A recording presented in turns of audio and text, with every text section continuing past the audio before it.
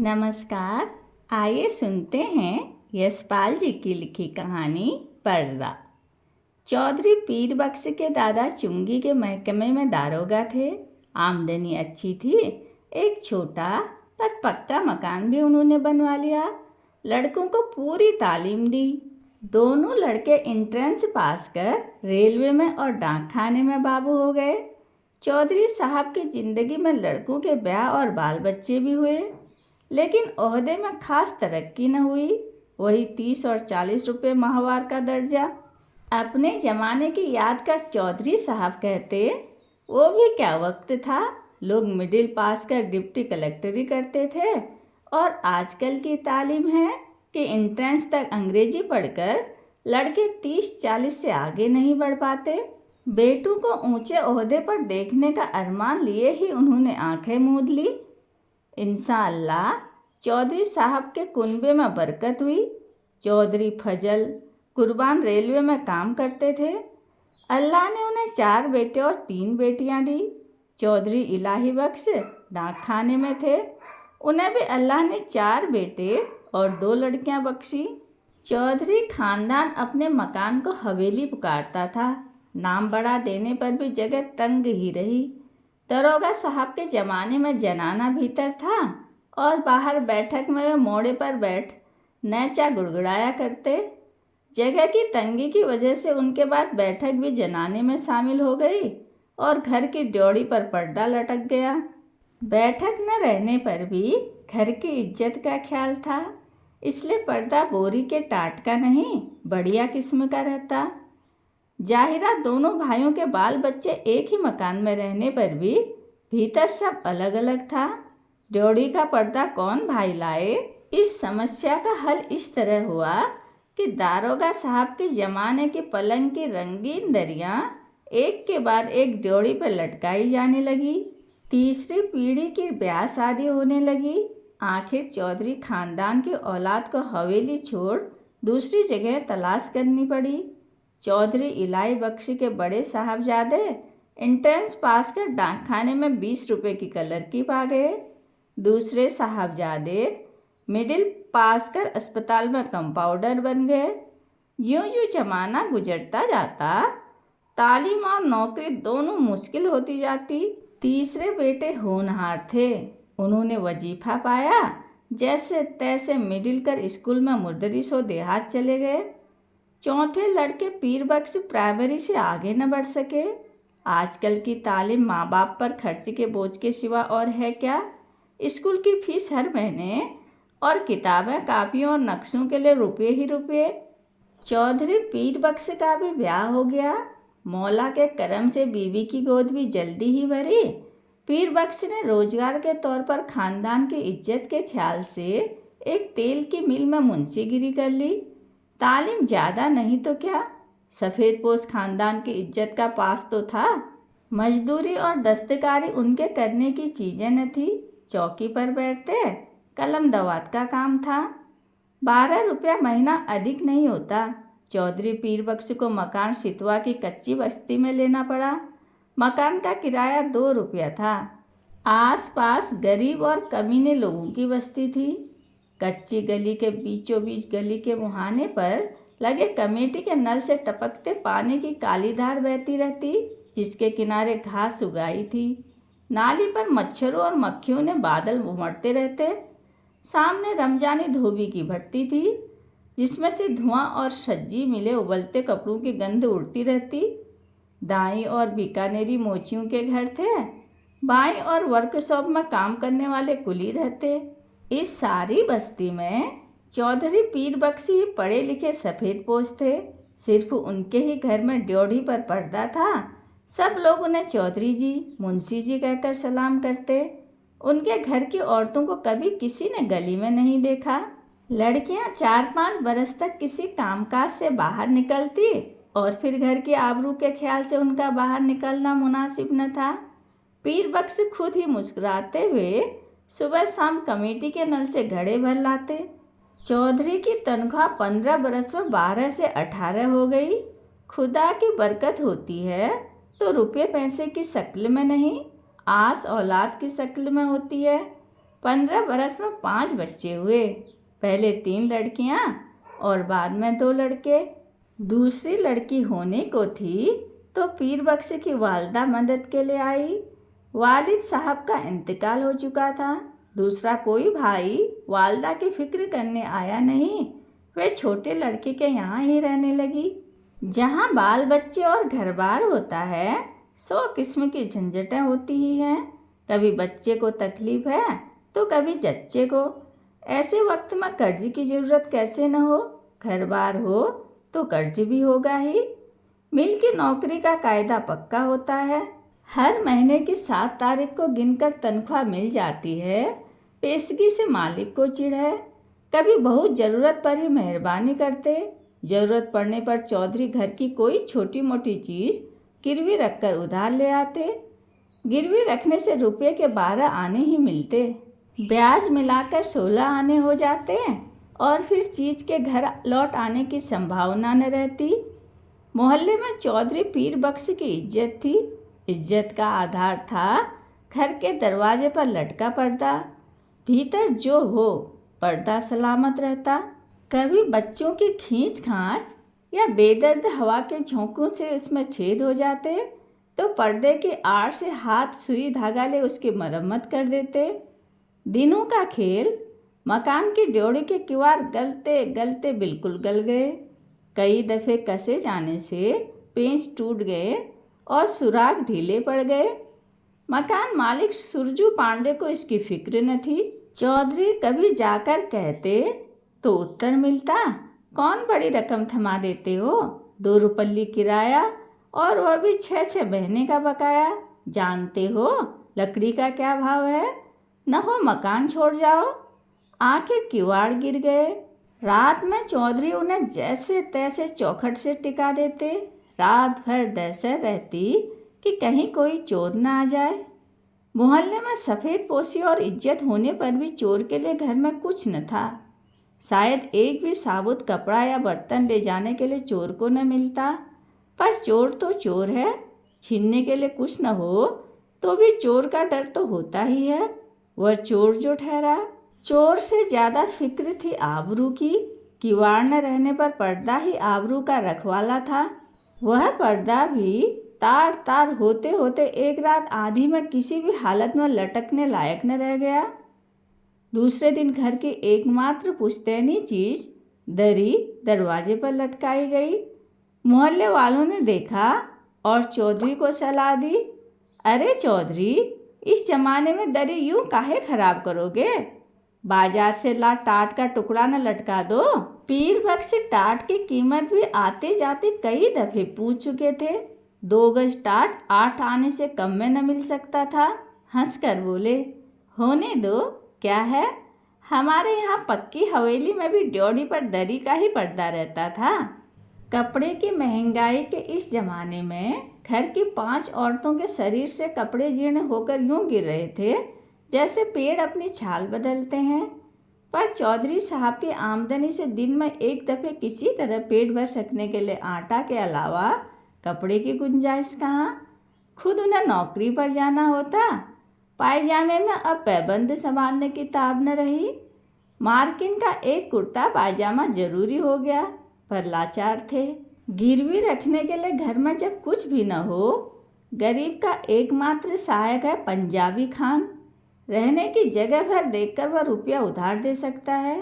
10 महीने पहले गोद के लड़के बरकत के जन्म के समय पीर बख्श को रुपये की ज़रूरत आ पड़ी। कहीं और कोई प्रबंध न हो सकने के कारण उन्होंने पंजाबी खान बबर अली खां के 4 रुपये उधार ले लिए थे। बबर अली खां का रोजगार सितवा के उस कच्चे मोहल्ले में अच्छा खासा चलता था। बीकानेरी मोची, वर्कशॉप के मजदूर और कभी कभी रमजानी धोबी सभी बबर मियाँ से कर्ज लेते रहते।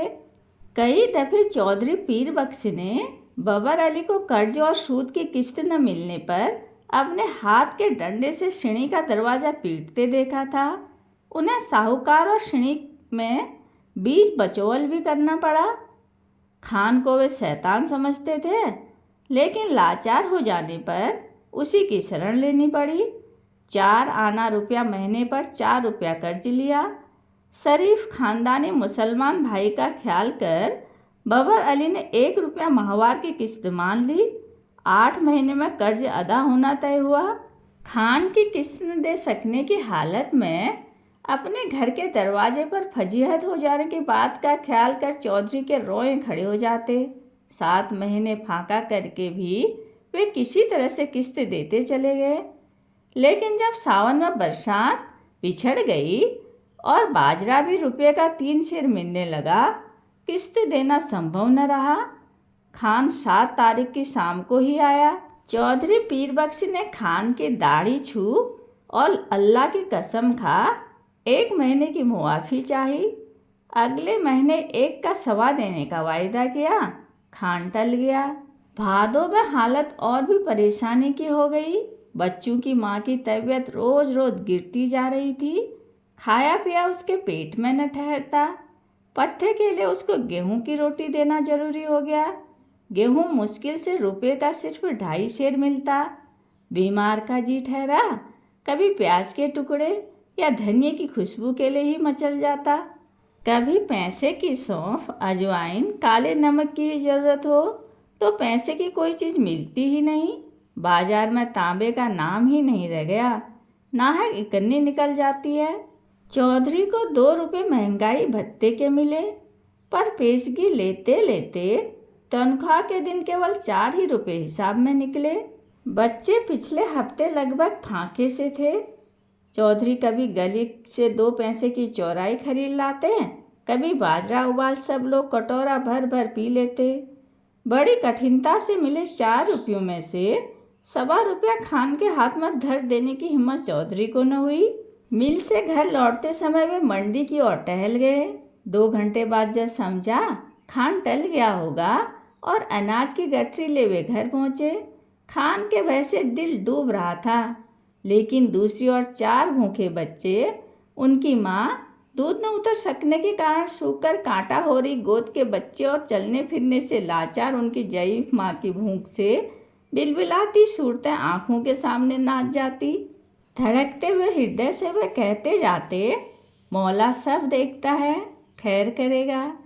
7 तारीख की शाम को असफल हो खान 8 की सुबह खूब तड़के चौधरी के मिल चले जाने से पहले ही अपना डंडा हाथ में ले दरवाजे पर मौजूद हुआ। रात भर सोच सोचकर चौधरी ने खान के लिए बयान तैयार किया। मिल के मालिक लालाजी 4 रोज़ के लिए बाहर गए हैं। उनके दस्तखत के बिना किसी को भी तनख्वाह नहीं मिल सकी। तनख्वाह मिलते ही वह 1.25 रुपया हाजिर करेगा। माकूल वजह बताने पर भी खान बहुत देर तक गुर्राता रहा। वतन छोड़ के परदेश में पड़ा है, ऐसे रुपया छोड़ देने के वास्ते यहाँ नहीं आया है। हमारा भी बाल बच्चा है। 4 रोज में रुपया नहीं देगा तो तुम्हारा कर देगा। 5वें दिन रुपया कहाँ से आ जाता? तनख्वाह मिले अभी हफ्ता भी नहीं हुआ। मालिक ने पेशगी देने से साफ इनकार कर दिया। 6ठे दिन किस्मत से इतवार था। मिल में छुट्टी रहने पर भी चौधरी खान के डर से सुबह ही बाहर निकल गए। जान पहचान के कई आदमियों के यहाँ गए। इधर उधर की बातचीत कर वे कहते, अरे भाई हो तो 20 आने पैसे तो दो, 1 रोज के लिए देना, ऐसे ही ज़रूरत आ पड़ी है। उत्तर मिला, मियाँ पैसे कहाँ इस ज़माने में, पैसे का मोल कौड़ी नहीं रह गया। हाथ में आने से पहले ही उधार में उठ गया तमाम। 2 पहर हो गई। खान आया भी होगा तो इस वक्त तक बैठा नहीं रहेगा। चौधरी ने सोचा और घर की तरफ चल दिए। घर पहुंचने पर सुना खान आया था और घंटे भर तक ड्योढ़ी पर लटके दरी के पर्दे को डंडे से ठेल ठेल कर गाली देता रहा है। पर्दे की आड़ से बड़ी बीवी ने बार बार खुदा की कसम खा यकीन दिलाने पर कि चौधरी बाहर गए हैं, रुपया लेने गए हैं। खान गाली देकर कहता, नहीं, बदजात चोर भीतर में छिपा है। 4 घंटे में फिर आता है, रुपया लेकर जाएगा। रुपया नहीं देगा तो उसका खाल उतार कर बाजार में बेच देगा। हमारा रुपया क्या आराम का है? 4 घंटे से पहले ही खान की पुकार सुनाई दी। चौधरी पीर बख्श के शरीर में बिजली सी दौड़ गई। और वे बिल्कुल निस्वस्त हो गए, हाथ पैर शून्य और गला खुश्क। गाली दे पर्दे को ठेलकर खान ने दोबारा पुकारने पर चौधरी का शरीर निर्जीव प्राय होने पर वे निश्चेष्ट न रह सका। वे उठकर बाहर आ गए। खान आग बबूला हो रहा था। पैसा नहीं देने का वास्ते चिपटा है। एक से एक बढ़ती हुई 3 गालियां एक साथ खान के मुंह से पीरबक्स के पुरखों पीरों के नाम निकल गई। इस भयंकर आघात से पीरबक्स का खानदानी रक्त भड़क उठने के बजाय और भी निर्जीव हो गया। खान के घुटने छू अपनी मुसीबत बता वे मुआफ़ी के लिए खुशामद करने लगे। खान की तेजी बढ़ गई। उसके ऊंचे स्वर से पड़ोस के मोची और मजदूर चौधरी के दरवाजे के सामने इकट्ठे हो गए। खान क्रोध में डंडा फटकार कर कह रहा था, पैसा नहीं देना था, लिया क्यों? तनख्वाह किधर में जाता? आरामी, हमारा पैसा मारेगा, हम तुम्हारा काल खींच लेगा। पैसा नहीं है तो घर का पर्दा लटका के शरीफ ज़्यादा कैसे बनता? तुम हमको अपनी बीबी का गहना दो, बर्तन दो, कुछ तो भी दो, हम ऐसे नहीं जाएगा। बिल्कुल बेबस और लाचारी में दोनों हाथ उठा खुदा से खान के लिए दुआ मांग। पीरबक्स ने कसम खाई, एक पैसा भी घर में नहीं, बर्तन भी नहीं, कपड़ा भी नहीं। खान चाहे तो बेशक उसकी खाल उतार कर बेच ले। खान और आग हो गया। अब तुम्हारा दुआ क्या करेगा? तुम्हारा खाल क्या करेगा? उसका तो जूता भी नहीं बनेगा। तुम्हारा खाल से यह टाट अच्छा। खान ने ड्योढ़ी पर लटका दरी का पर्दा झटक लिया। ड्योढ़ी से पर्दा हटने के साथ ही जैसे चौधरी के जीवन की डोर टूट गई। वह डगमगाकर जमीन पर गिर पड़े। इस दृश्य को देख सकने की ताक चौधरी में न थी, परंतु द्वार पर खड़ी भीड़ ने देखा। घर की लड़कियां और औरतें पर्दे की दूसरी ओर घटती घटना के आतंक से आंगन के बीचों बीच इकट्ठी हो खड़ी कांप रही थी। सहसा पर्दा हट जाने से औरतें ऐसे सिकुड़ गई जैसे उनके शरीर का वस्त्र खींच लिया गया हो। वह पर्दा ही तो घर भर की औरतों के शरीर का वस्त्र था। उनके शरीर पर बचे चीथड़े उनके 1/3 अंग ढकने में भी असमर्थ थे। जाहिल भीड़ ने घृणा और शर्म से आंखें फेर ली। उस नग्नता की झलक से खान की कठोरता भी पिघल गई। गलानी से थूक पर्दे को आंगन में वापस फेंक क्रुद्ध निराशा में उसने लाहौल बिला कहा और असफल लौट गया। भय से चीखकर ओट में हो जाने के लिए भागती हुई औरतों पर दया कर भीड़ छट गई। चौधरी बेसुध पड़े थे। जब उन्हें होश आया, ड्योढ़ी का पर्दा आंगन में सामने पड़ा था, परंतु उसे उठाकर फिर से लटका देने का सामर्थ्य उनमें शेष न था। शायद अब इसकी आवश्यकता भी न रही थी। पर्दा जिस भावना का अवलंब था वह मर चुकी थी। कहानी सुनने के लिए धन्यवाद।